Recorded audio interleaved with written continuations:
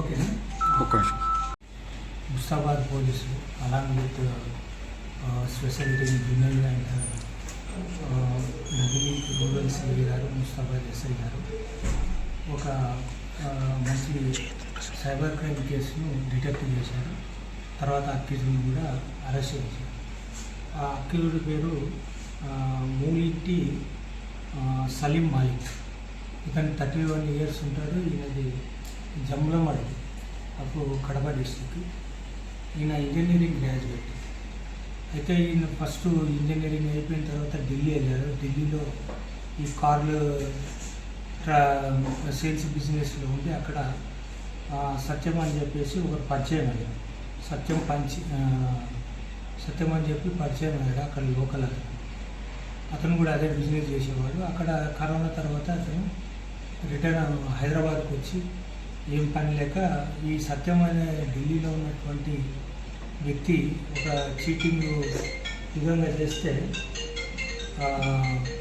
మంచి మనీ సంపాదించవచ్చు అనే ఉద్దేశంతో ఒక చీటింగ్ ఈ సైబర్ క్రైమ్ ఒకటి మోసం చేయడానికి ఒక ఎంఓని ఎత్తుకున్నారు.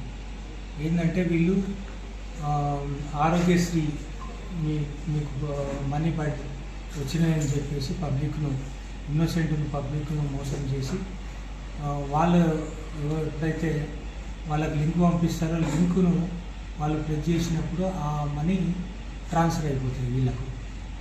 అయితే ప్రతి 1 year నుంచి ఈ సలీం మాలిక్ హైదరాబాద్లో ఉండి వివిధ ప్లేసెస్లో అంటే పార్కు అంటే పోలీసు వాళ్ళకు లొకేషన్ దొరకకుండా పార్క్స్ కానీ, లేకుంటే తర్వాత సిద్దిపేటలో ఉన్నటువంటి పార్క్, అది డ్యామ్ దగ్గర ఉన్నటువంటి పార్కు, లేకుంటే ఎక్కడన్నా టూరిస్ట్ స్పాట్లకు వెళ్ళి అక్కడ కూర్చొని ఫస్ట్ అతను ఎవరైతే ఈ సత్యం అని ఉంటాడో ఢిల్లీలో, అతను సిమ్ములు తర్వాత సెల్ ఫోన్లు పంపిస్తాడు.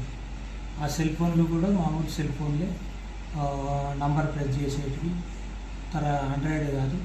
అయితే ఆ పంపించిన తర్వాత ఇతను ఈ దాంట్లో లైన్ నంబర్ కొడతాడు. నంబర్ కొట్టి అవతలకి ఫోన్పే ఉందా లేదా అని కనుక్కోవడానికి ఒక్కొక్క నంబర్ లాస్ట్ నంబర్స్ను ఇప్పుడు ఇతనికి 450 ఉంటే 451, 456, 457 అట్లా కొడుతూ అవతల ఫోన్పే ఉంటే దానిపైన నేమ్ డిస్ప్లే అవుతుంది. అంటే ఫోన్పే ఉందన్నట్టు అవతల వ్యక్తికి.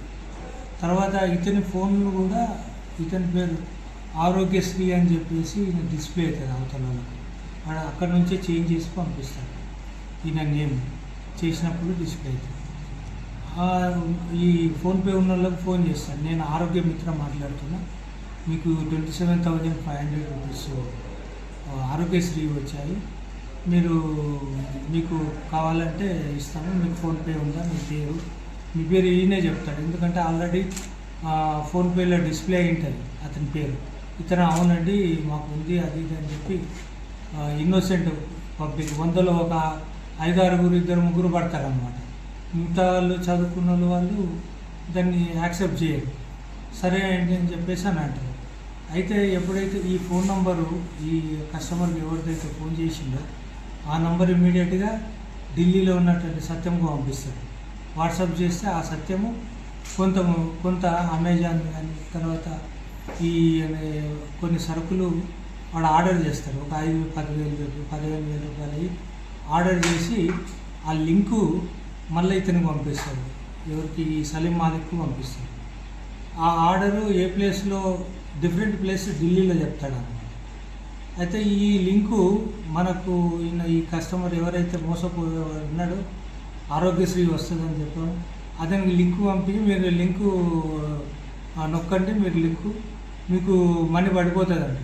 వాడు పొరపాటున లింకు ప్రెస్ చేసినప్పుడు అతని దగ్గర ఉన్నటువంటి మనీ 10,000, 5,000 అక్కడ ఆర్డర్ ఇచ్చినటువంటి అమ్మనేళ్ళ ఆయన అకౌంట్కి ఆ అమెజాన్కు దానికి వెళ్ళిపోతుంది. తర్వాత చూస్తే అమౌంట్ వెళ్ళిపోయి ఉంటుంది. ఇమ్మీడియట్గా ఇతనికి ఫోన్ చేసి ఇతను స్విచ్ ఆఫ్ చేయడము, నెగ్లెక్ట్ చేయడం జరిగిపోతుంది. స్విచ్ ఆఫ్ చేసేస్తాడు. అక్కడేమో అతను మనీ ఇతని పే ద్వారా తీసుకున్నటువంటి సరుకులను అతను తీసేసుకుంటాడు, సెకండ్ హ్యాండ్కి అమ్ముకుంటాడు. ఇతనికి 10,000కు 10,000 రూపాయలు వస్తుందంటే ఇంకో 3,000, 3,500 ఇతనికి గూగుల్ పే చేస్తుంది. ఇది మోసం. ఇట్లా మోసం చేస్తూ సుమారుగా 2 రాష్ట్రాల్లో ఒక 100ల మీద చేసింది 1 ఇయర్ నుంచి. దాంట్లో మనకు గుర్తొచ్చినవి డిటెక్ట్ అయినవి ఒక 79 కేసెస్ డిటెక్ట్ అయ్యాయి. అంటే తెలుగు రాష్ట్రాల్లో, అంటే ఆంధ్రప్రదేశ్లో ఉన్నాయి, మన తెలంగాణలో కూడా ఉన్నాయి. ముఖ్యంగా ఈ సిరిసిల్ల జిల్లాలో ముస్తాబాద్లో ఇది ట్రేస్ అవుట్ అయింది. ఫస్ట్ విక్టిమ్ అక్కడ, ఆ విక్టిమ్ ద్వారా కేసు రిజిస్టర్ చేసి ఇతన్ని ట్రేస్ చేయడం జరిగింది. అదేవిధంగా కోనరాపేటలో కేసు ఉంది, బోయినపల్లిలో కేసు ఉంది, వేములవాడ టౌన్లో కూడా ఒక కేసు ఉంది. ఇట్లా ఈడ 4 కేసులు ఉన్నాయి. మిగతా దగ్గర ఒక 79 మెంబర్స్ టోటల్గా విక్టిమ్స్ ఇప్పటి వరకు ట్రేస్ అవుతాయి. అయితే దీంట్లో అందరికీ అన్ని పోలీస్ స్టేషన్ ఏరియా అన్నీ కూడా డీటెయిల్స్ ఉన్నాయి. అతను కన్ఫెషన్లో చెప్పాడు. ఆ పోలీస్ స్టేషన్స్కి మొత్తం మెసేజ్ ఇస్తాం. వాళ్ళు అతని పైన కూడా యాక్షన్ తీసుకోవడానికి ఛాన్సెస్ ఉన్నాయి. కాబట్టి ఇంకోటి పబ్లిక్ ఏంటంటే గుడ్డిగా నమ్మేసి ఎవరు పైసలు వేస్తారని, ఎవరు ఉత్తగా పైసలు వేయరు, అడికి ఊరికే రావు. పైసలు వేస్తారని నమ్మించి ఈ విధంగా మీ దగ్గర ఉన్నటువంటి బ్యాంక్ బ్యాలెన్స్లో నుంచి మనీ వెళ్ళిపోతుంది. కాబట్టి జాగ్రత్తగా ఉండాలి. ఎటువంటి లింక్ వచ్చినా, ఎటువంటి నంబర్స్ నుంచి వచ్చినా అన్నోన్ నంబర్స్ ఇగ్నోర్ చేయాలని విజ్ఞప్తి చేస్తున్నాను. Thank you. ప్రాపర్టీ లేదు. ఇతను బెట్టింగ్ ఆడతాడు, క్రికెట్ బెట్టింగ్ ఆడి సుమారుగా 20 lakhs వరకు ఇతనికి వచ్చాయి. 20 lakhs అన్నీ క్రికెట్ బెట్టింగ్లో పెట్టాడు.